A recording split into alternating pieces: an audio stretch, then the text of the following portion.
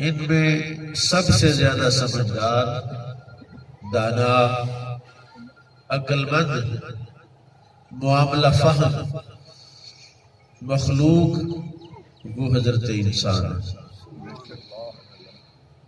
اور اللہ تعالیٰ نے اس پوری کائنات کی ہر شے کو آپ کے لیے بنایا ہے۔ کس کے لیے بنایا؟ آپ کے لیے اللہ نے بنایا، یہاں تک کہ اللہ نے نبی بھی آپ کے لیے بھیجے۔ اللہ تعالیٰ نے کتابیں بھی آپ کے لیے نازل فرمائی۔ زمین، آسمان اور جو کچھ اس میں ہے سارا کا سارا اللہ نے حضرت انسان کے لیے بھیجا ہے، اور رب کا بڑا ہی لاڈلا اور پیارا ہے یہ انسان۔ آپ اس کو جانتے ہیں؟ کبھی شیشے کے سامنے کھڑے ہو کے اپنے چہرے پر غور کیا کرو، کتنا خوبصورت چہرہ اللہ نے ہمیں عطا فرمایا ہے۔ کوئی بندہ بد شکل نہیں ہے، کیونکہ اللہ تعالیٰ نے حضرت انسان کو اپنے نور کی شکل پر بنایا ہے، اپنے نور پر تخلیق فرمایا ہے۔ اللہ تعالیٰ نے یہ جو باڈی ہے، پاؤں سے لے کر سر تک یا سر سے لے کر پاؤں تک، جب فرشتوں کو حکم دیا کہ اس طرح کا بندہ بناؤ، اور جب بناتے بناتے وہ گردن تک پہنچے تو اللہ نے فرشتوں کو روک دیا کہ اب بس تم ٹھہر جاؤ۔ وہ ٹھہر گئے۔ اللہ تعالیٰ نے اپنے دست قدرت سے، جیسے اس کا ہے، ہم اس کا ہاتھ بھی امیجن نہیں کر سکتے، تصور نہیں کر سکتے اس طرح کا ہاتھ ہوگا۔ ہمارا ایمان ہے کہ اس کا دست قدرت ہے، اور اس کے دونوں ہاتھ جو ہیں وہ دائیں ہیں، بائیں ہاتھ نہیں ہو سکتے۔ الیمین البرکت فی الیمین کا حکم ہے نا کہ برکت دائیں ہاتھ میں ہے، تو میرے رب کے دونوں ہاتھ برکت والے ہیں، اور وہ دست قدرت ہے۔ اللہ نے یہ خوبصورت چہرہ اپنے دست مبارک سے تعمیر فرمایا، تخلیق فرمایا، اور پھر اس میں وَنَفَخْتُ فِيهِ مِن رُوحِي، اللہ نے اس میں اپنی روح پھونکی۔ کون سی روح ڈالی؟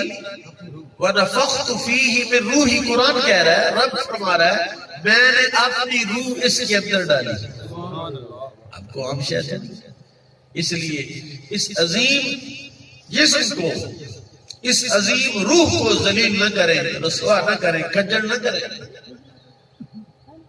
یہ اتنا لاجواب اور بے مثال ہے کہ یہ جب رب تعالیٰ کی منشا اور مرضی کے مطابق ہو جاتا، رب کا محبوب ہو جاتا ہے، تو پھر یہ اگر انگلی اٹھائے تو چاند پہ 2 ٹکڑے بھی کر سکتا ہے۔ کسی نے کہا تھا، کسی شاعر نے کہا کہ فرشتہ کہنے سے میری تحقیر ہوتی، میں مسجود ملائک ہوں، مجھے انسان ہی رہنے دے۔ اللہ نے اپنے نورانی مقدس فرشتوں کو، سراپا نور فرشتوں کو اللہ تعالیٰ نے اس کے سامنے جھکایا تھا۔ علم آدم الاسماء کلہا کا تاج پہنایا، تاج،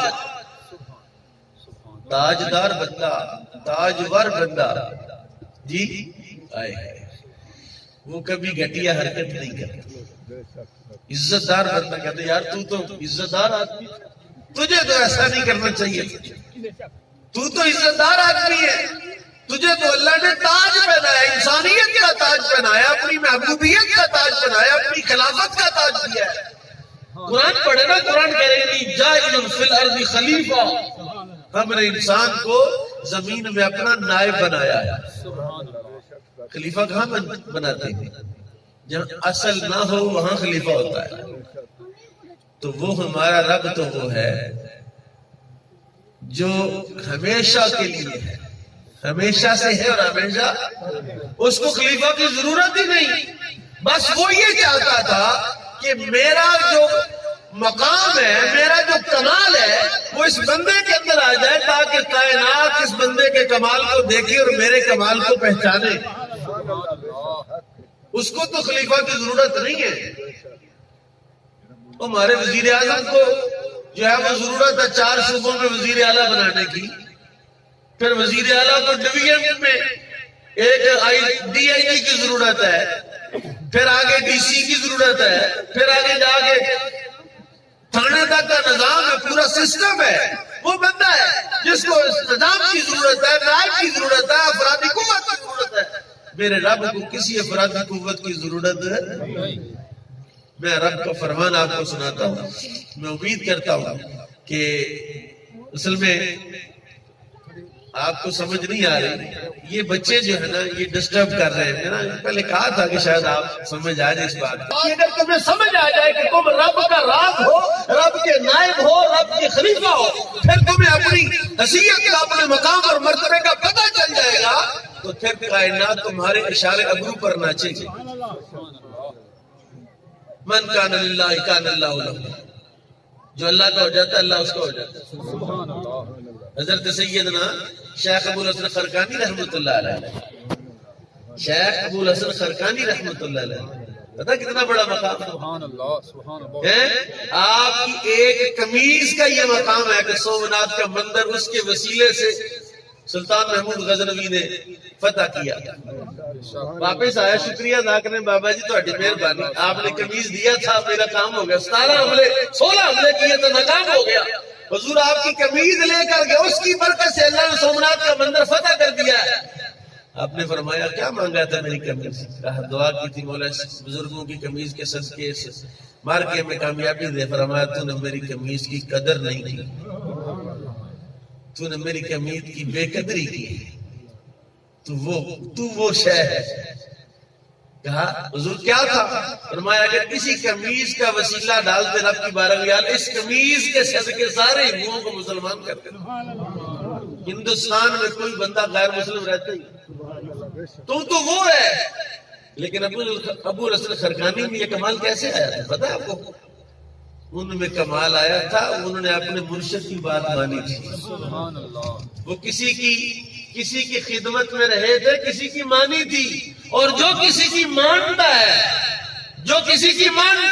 کہاں غزنی، کہاں ہے غزنی شہر ہے. کل پرسوں لڑائی لگی تھی امریکہ کی فوج کے چتر پڑے ہیں اس کو طالبان سے. کل پرسوں کی بات ہے، پچھلے ہفتے کی بات ہے. غزنی کہاں غزنی؟ کوئی بندہ اپنا گھر بار چھوڑ کے جاتا ہے. لیکن علی حجویری کو حکم دیا تم ہندوستان چلے جاؤ.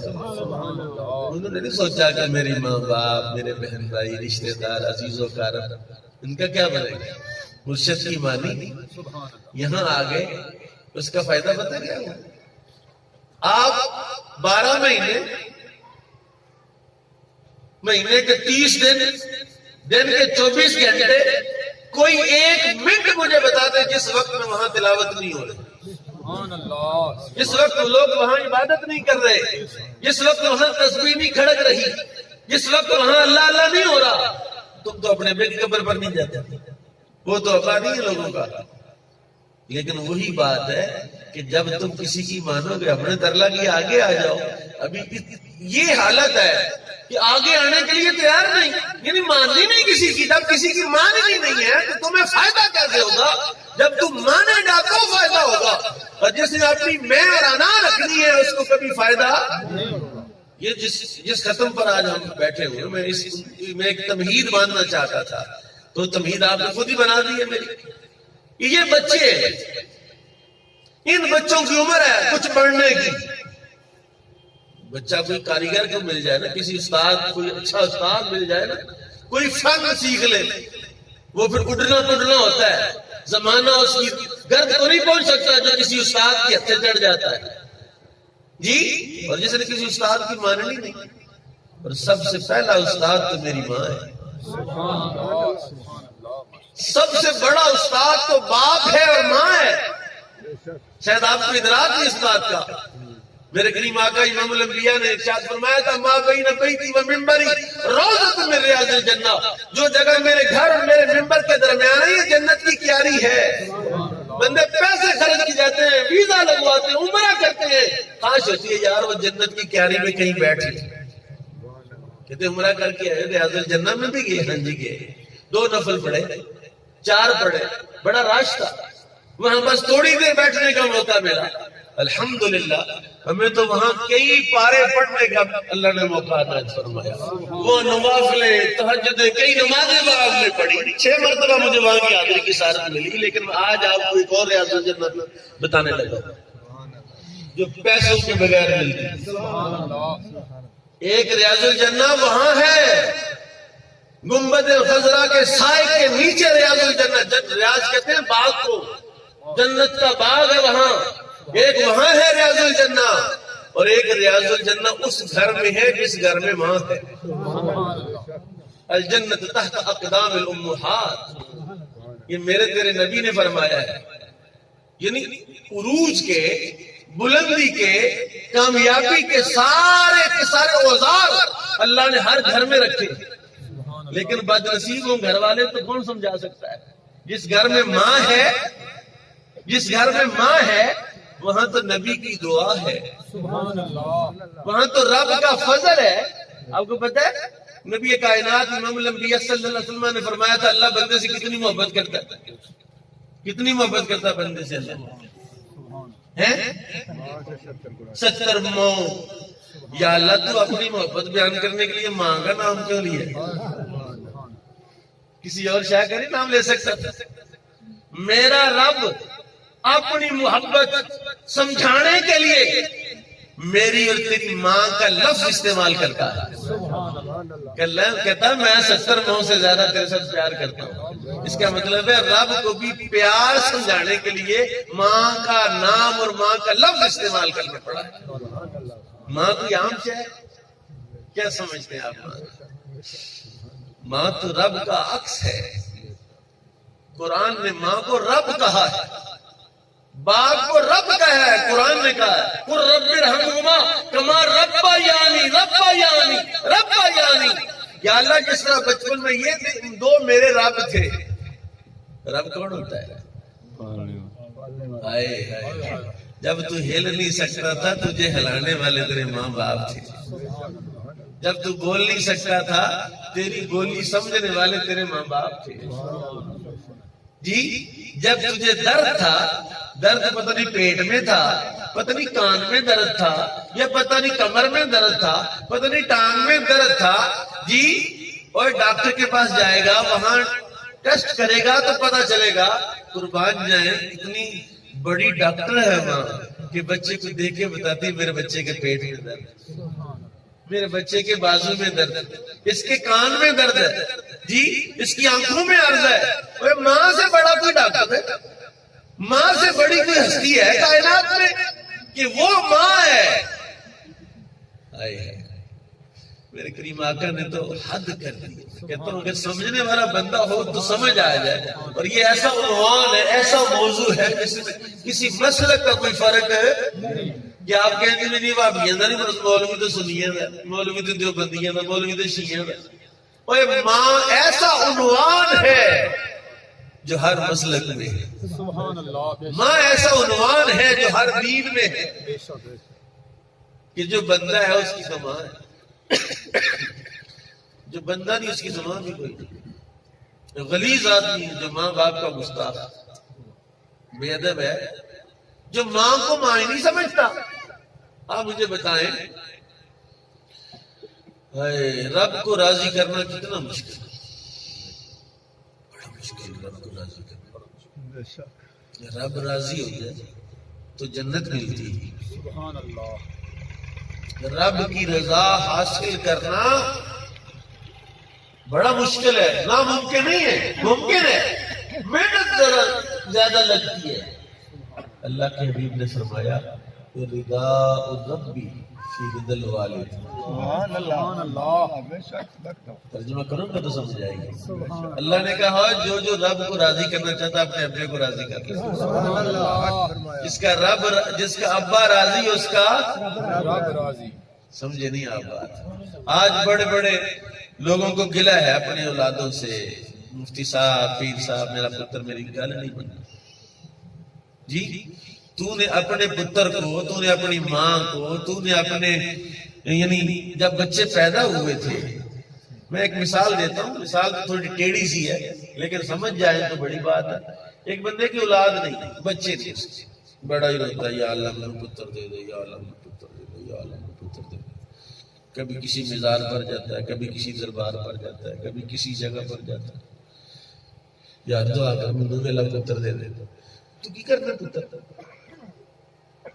جی سارے وزیر پور رہن والے بندے دے اندے نیانے نے انہاں کی کر لیا جنہاں دے 5-5 نے 7-7 سال تیرا ایک نے تو روئی جاندے مری نہیں چھوڑ کہتا نہیں دعا کر مینوں ویلا پتر دے پتر ملے گا تو تو بنائے گا کیا اس کو ایک بندے کو خواہش ہوتی ہے نا یار کبھی میرے پاس پیسے ہوں میں بھی کمائی کروں تو میں بھی بڑا بندہ بنوں اگر تو نے پتر لے کے تو وہ کام کرنا ہے وہ شکر کی پوڑی والا اللہ سبحان اللہ اگر تو نے کوئی شکر کی پوڑی ہے تیرے پاس تو پھر تو پتر مانگ تجھے پتر بھی تیرے ورگا ہی چوڑ ہونا تو چھڑ دفعہ تو بھی چوڑ تو پتر بھی چوڑ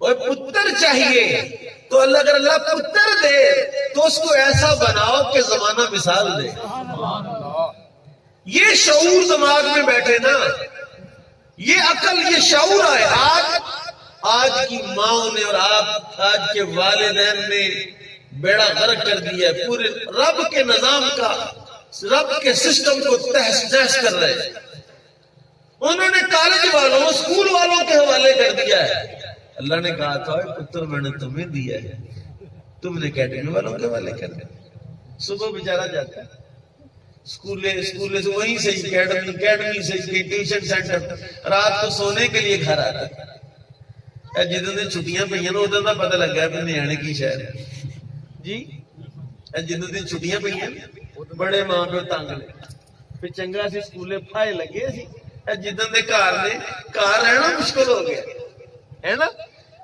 کاش کہ ہم نے ان بچوں کی اس نہج پر تربیت کی ہوتی اور تربیت کرنا سیکھا ہوتا جس نہج پر میرے آقا تربیت فرماتے تھے جی سیدہ خدیجہ الکبریٰ رضی اللہ تعالیٰ نے غلام پیش کیا چھوٹا بچہ تھا حضرت زید بن حارثہ جب حضور کی بارگاہ میں حضور نے تربیت فرمائی اتنا پیار دیا کہ حارثہ آ گیا زید کا اصلی ابا آ گیا اسے پتا چل گیا بیٹا مکے میں ہے جی وہ پہنچ گیا رسول اللہ سے مذاکرات کیے حضور میرا بیٹا ہے میرا پتر ہے پیسے جتنے لے لو مجھے دے دو آپ نے فرمایا نہیں مجھے پیسے نہیں چاہیے پتر تیرا ہے جا اگر جاتا ہے تو لے جا زبردستی نہیں لے جا سکتا اب ایک طرف باپ ہے باپ کا ایک رشتہ ہوتا ہے ایک محبت ہوتی ہے بیٹے کی اور باپ کی باپ نے کہا پتر چل تیری ماں بڑی روتی ہے تیری بہنیں ہیں تیرے بھائی ہیں تیری پھپھیاں ہیں تیری خالہ ہیں تیرے بھائی ہیں تجھے سارا کنبہ تجھے روتا ہے کہ تو گم ہو گیا تو چل آج میں تجھے لینے آیا میں قربان نہیں ہوں کہ تربیت تو کرے تو پھر ایسی تربیت کرے کہ پتر نے کہا ابا مجھے پتا ہے تو میرا سکا باپ ہے لیکن میں رسول اللہ کو چھوڑ کے تیرے ساتھ نہیں جا سکتا مجھے اتنی محبت نہیں ملے گی اتنا پیار ہے آج کل پتا کیا نہیں مانتا تھپڑ مار اس کی نہیں مانتا اور ڈنڈا پکڑ اس کو مار اس کو پکڑ یار یہ تربیت ہے حضرت انس بن مالک رضی اللہ تعالی انس چھوٹے بچے 7 سال کے تھے جب ماں نے بارگاہ مصطفیٰ میں پیش کر دیا حضور میرے پاس پتر ہی ہے لے لے یہ آپ کی خدمت کرے گا میں کہتا ہوں ام سلیم کو کوئی فکر نہیں تھی کہ میرے پتر کا مستقبل برباد ہو جائے گا اس کا مستقبل کا کیا بنے گا اس نے کہا سکولے جائے نہ جائے حضور آپ کی خدمت کرے گا انس بن مالک کہتے ہیں 10 سال رسول اللہ کی خدمت کتنے سال 10 سال اگر ابے بڑھے تو ابا بڑھنا ہی سیکھ لو مسئلہ تو یہ ہے کہ نہ پتر بڑھنا آیا نہ ابا بڑھنا آیا جی نہ بیٹی بڑھنا آیا نہ ماں بڑھنا آیا جب بیٹی بڑھنے کا وقت تب کسی نے بیٹی بنایا تب سکول والوں کے حوالے کر دیے میں میڈیکل کرنا ہے اچھے نمبر لینے بیچا آپ نے مجھے لگتا ہے کہ میں آپ کو وہ بات سنوں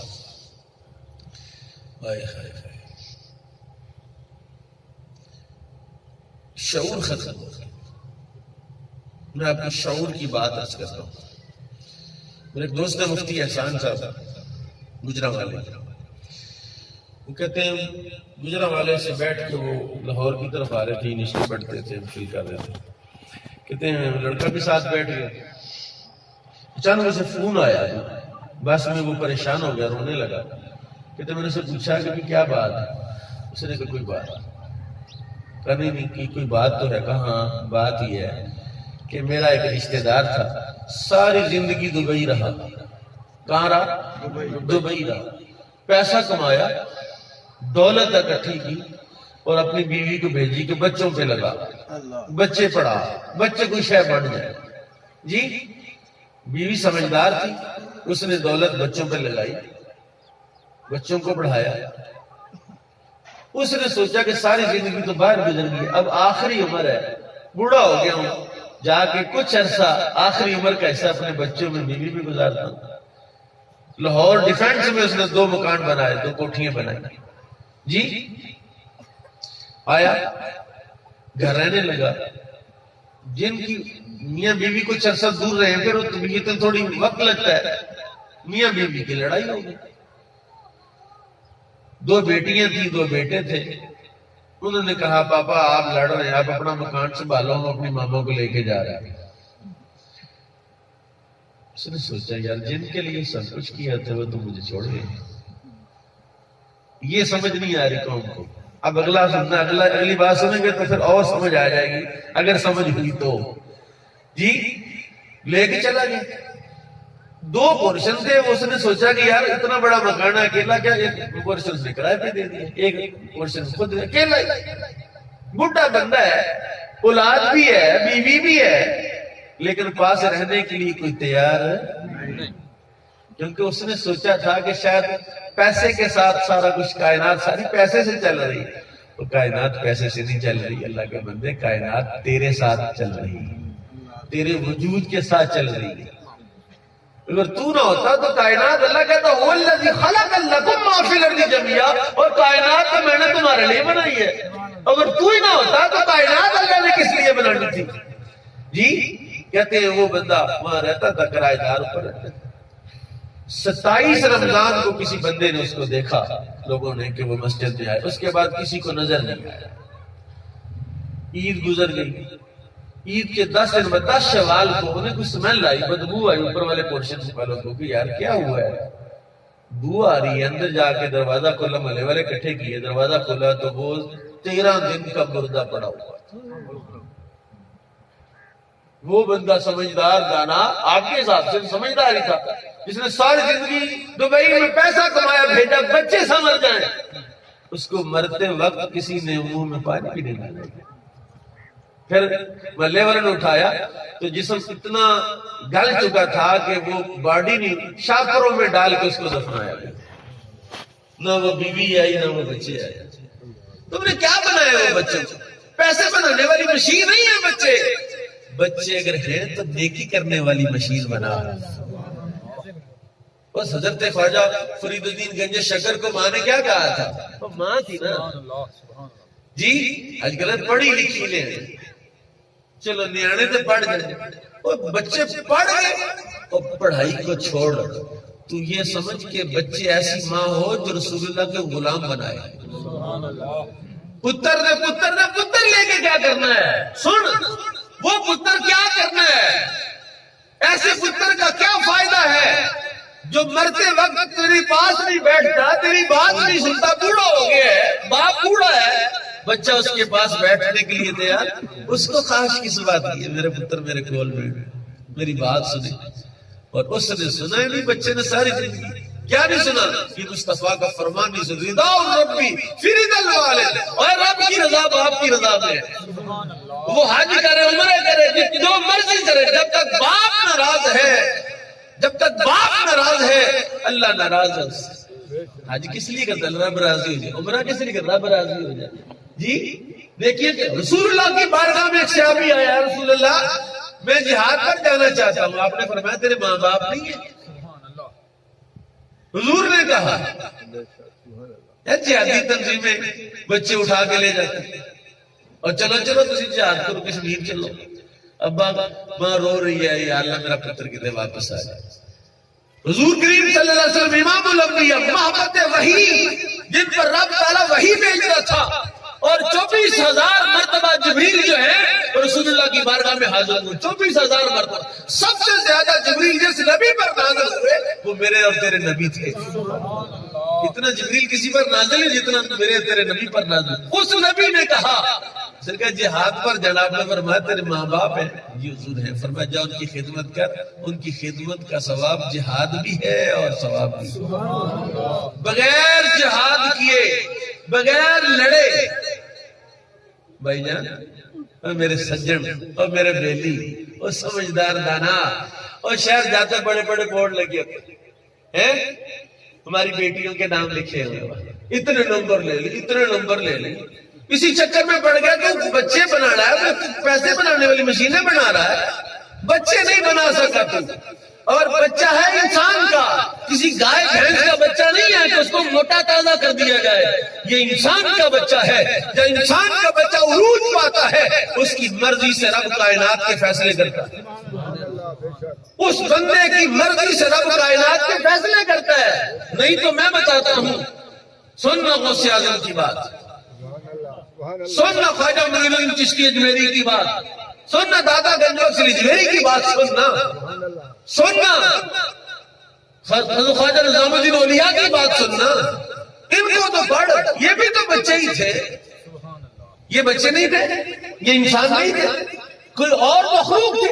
کہا نہیں، بچے ہی تھے، بچے ہی تھے، لیکن ان کو ابا کو کام کا ملے گا۔ چوڑا ہے ابا کو کی لینا، جڑا ابا ہی چوڑا ہے اس نہ ہی ہوئے نا، بندہ اگی پہ نا، تا ہی بڑا فائدہ۔ ابے کوئی مات نہیں ہے۔ سب سے پہلا ذمہ داری باپ کی کیا ہے؟ اپنے بچے کی تربیت۔ میں نبی کا فرمان سنوں آپ، حضور نے فرمایا بچہ 7 سال کا ہو جائے تو نماز کا حکم دو۔ 7 سال کا ہو جائے تو کیا کرو؟ 10 سال کا ہو جائے نماز نہ پڑھے تو مار کے نماز پڑھو، مار کے نماز پڑھو، تب پڑھ، چل نماز۔ یہاں وہ بیچارہ 3.5 سال کا وہ پلے گروپ میں بھیج دیے گا، 3.5 سال کا بچہ، اور بچہ تو خواجہ بختیار کاکی تھے کہ ماں مدرسے لے گئی ہے داخل کروانے کے لیے، مدرسے ماں لے گئی ہے، اس کو بسم اللہ کرائے، 5 سال کا ہوا، ماں نے بسم اللہ کرائی، قاری نے پڑھا، پڑھو بچہ اعوذ باللہ من الشیطان الرجیم بسم اللہ الرحمن الرحیم۔ قاری چپ کر گیا، بچہ بول 15 پارے قرآن پڑھ دی۔ کتنے پارے؟ 15۔ کہا بچہ آگے بھی پڑھ رہا، کہا میری اماں کو 15 ہی آتے تھے، وہ 15 پڑھتی تھی، مجھے پیٹ میں یاد ہو گیا۔ آپ غوث اعظم کو لے لیں، 18 پارے پہلے دن استاد کو سنائے، پہلے دن استاد کو کتنے پارے سنائے؟ میرے آقا کیا فرماتے ہیں؟ پہلی بولی، پہلا کلمہ، پہلا جملہ جو تیرا بچہ سیکھے وہ سیکھے لا الہ الا اللہ محمد الرسول اللہ۔ پڑھو بچے لا الہ الا اللہ، لا الہ الا اللہ۔ بچے کی زبان پر پہلا کلمہ جب لا الہ الا اللہ آئے گا تو برتے دم تک یہ کلمہ نہیں جائے گا۔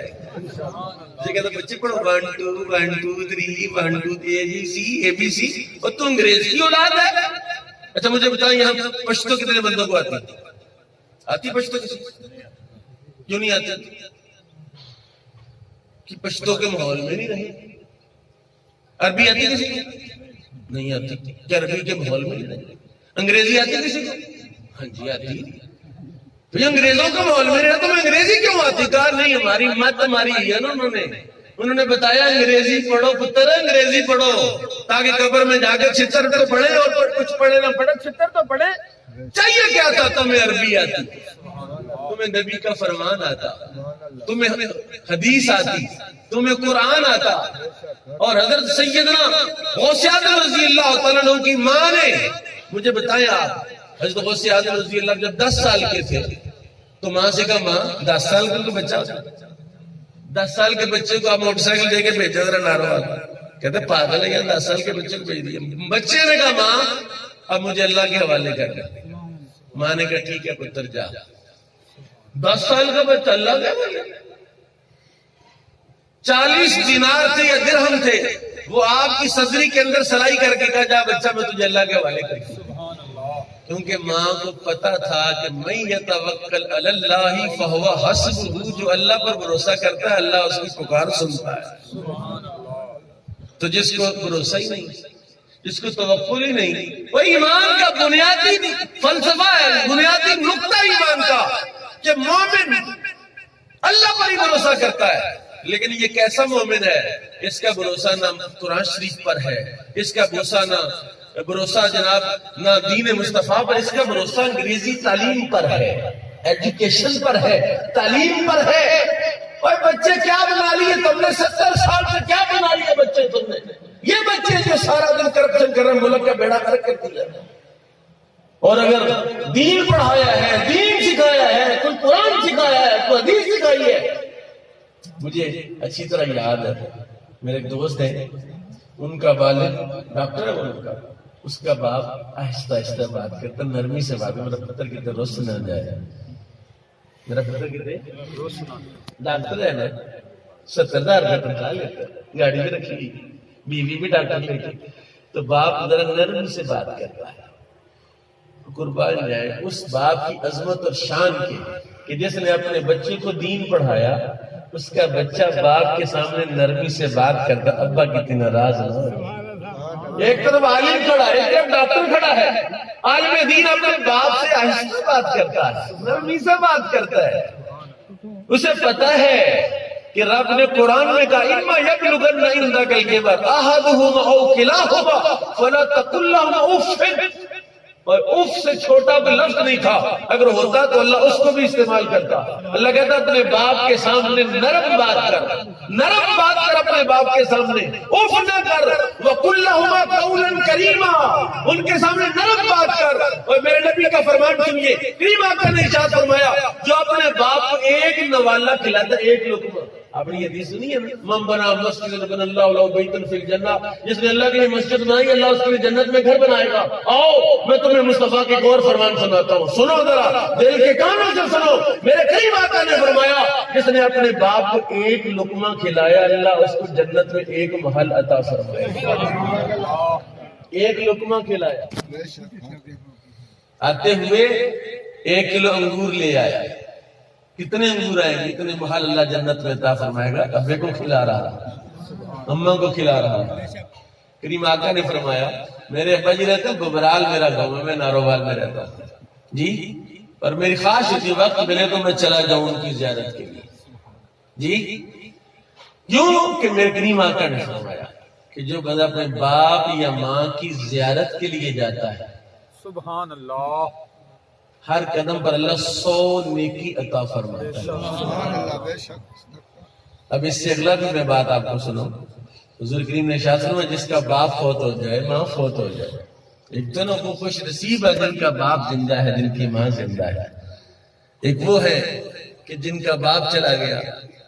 میں صرف تربیت کے لیے آپ کو بتانے لگا ہوں کہ میری والدہ CMH میں داخل تھی، بیمار تھی، میں اس وقت جامعہ نعیمیہ لاہور میں پڑھتا تھا، تو میں جاتا وارڈ میں جا کے تو سب سے پہلے اپنی امی کے پہنچوں، وارڈ کی بیویاں مجھے دیکھ لیتی ہیں اپنے ماں جی، اپنے ماں کے پہنچوں گا۔ آج میں اپنے باپ کے پہنچوں کے فخر کرتا ہوں کیونکہ مجھے میرے نبی نے بتایا ہے کہ باپ کا مقام بھی بڑا ہے جی۔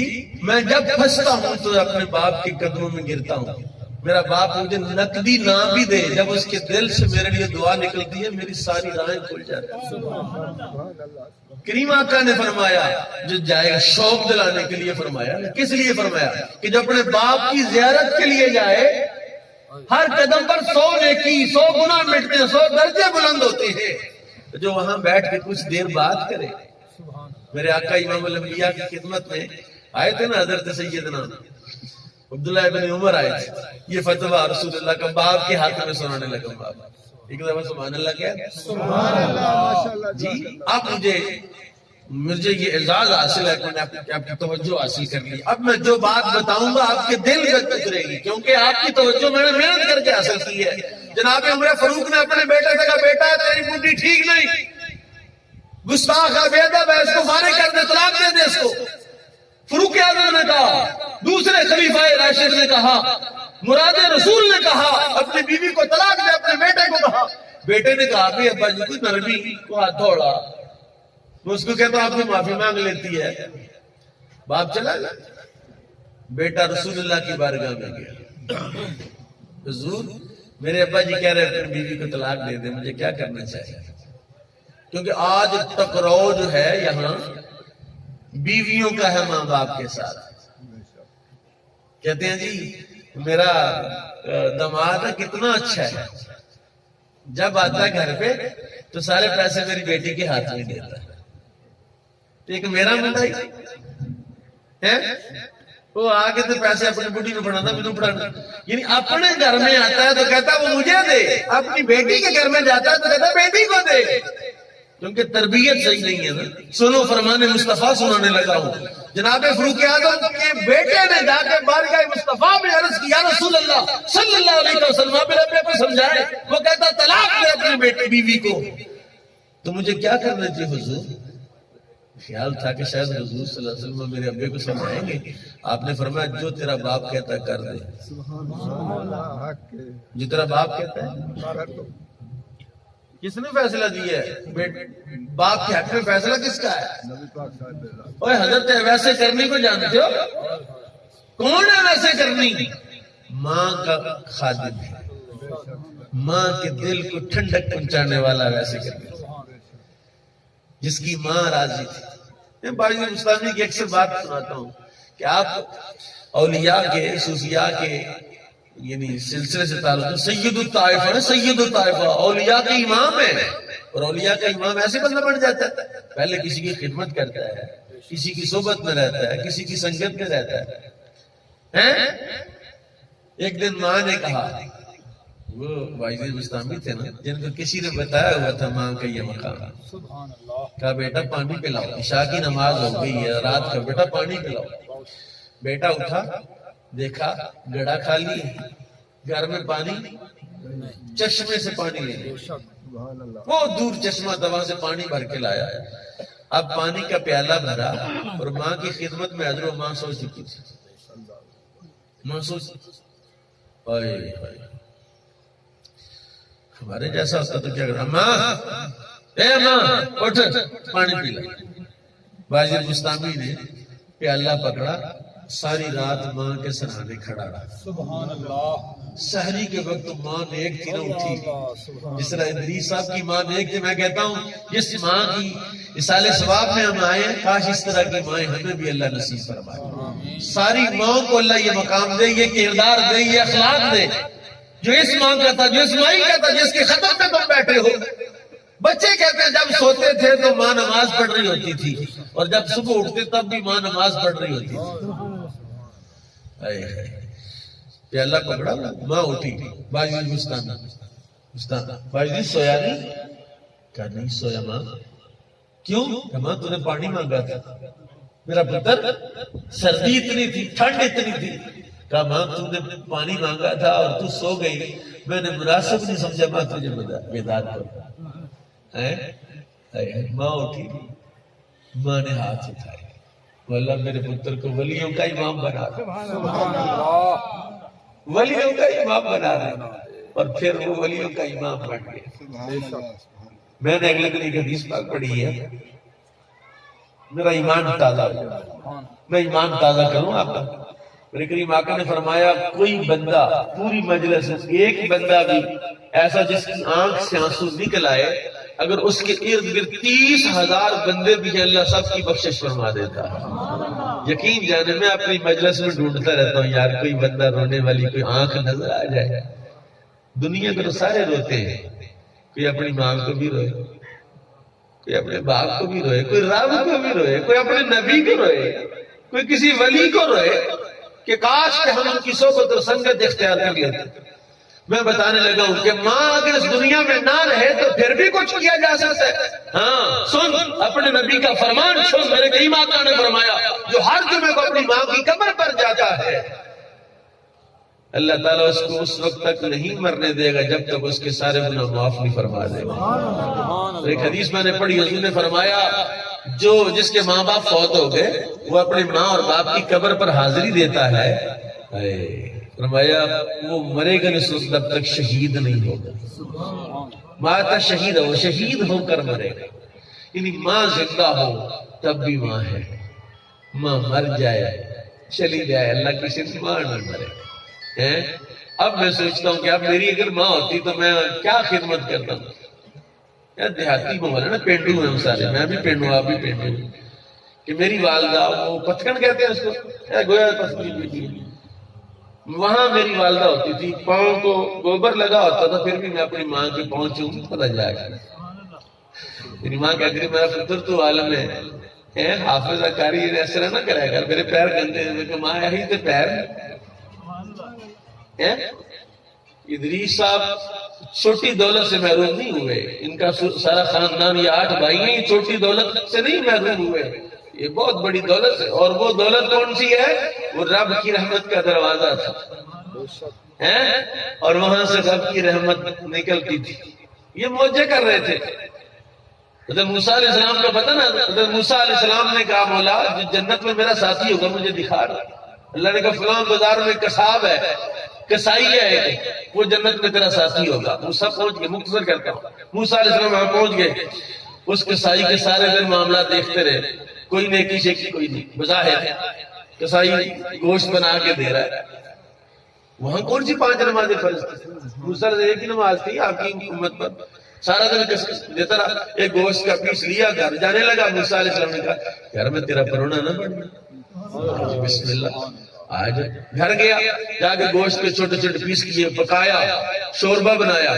ماں اتنی بوڑھی تھی، ایک تھیلے میں ڈال کے ایک بڑی سی پنگوڑا بنما اس میں رکھا ہوا تھا، لٹکایا ہوا تھا، اتارا، ماں کا منہ دھویا جی، دھو کے شوربے میں روٹی بھگو کے ماں کے منہ میں ڈالا جی، روٹی کھلا رہا تھا، یہ روٹی کھلائی، پھر ماں کا منہ صاف کیا تو وہ بوڑھی ماں تھی، اس کے ہونٹ کچھ ہلے۔ موسیٰ علیہ السلام کے چھوٹے شفتین دونوں ہونٹ ہلے نا۔ جناب موسیٰ نے پوچھا اس کے سائی سے کیا کہتی ہے؟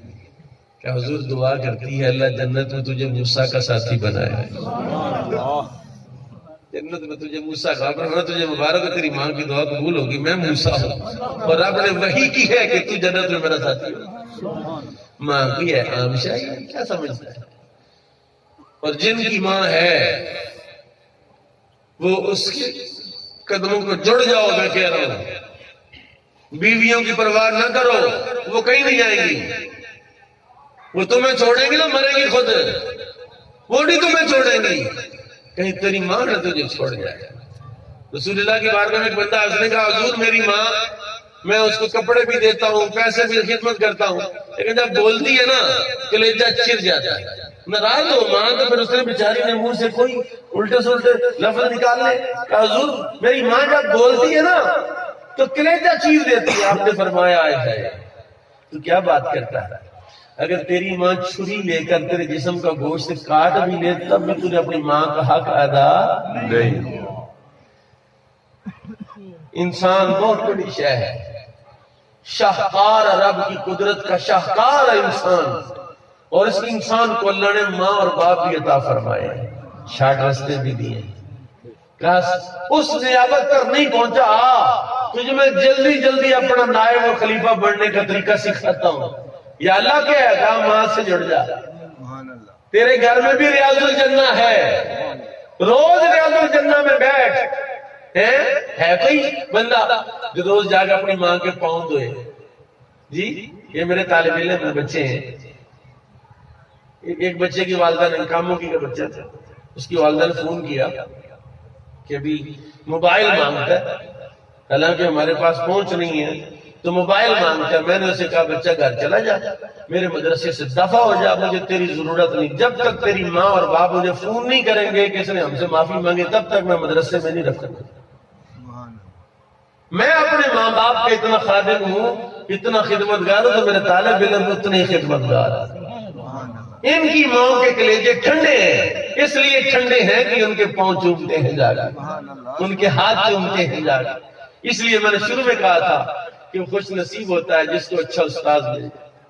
میں تو اچھا نہیں ہوں، لیکن میں صرف اپنے اندر کوئی اچھائی سمجھتا ہوں تو میں سمجھتا ہوں کہ میں اپنے ماں باپ کا خادم ہوں، میں ان کا دل نہیں دکھاتا جی، اور ان کی دعائیں ہیں کہ اللہ نے مجھے لگا، اللہ تعالیٰ کی رحمت ہے۔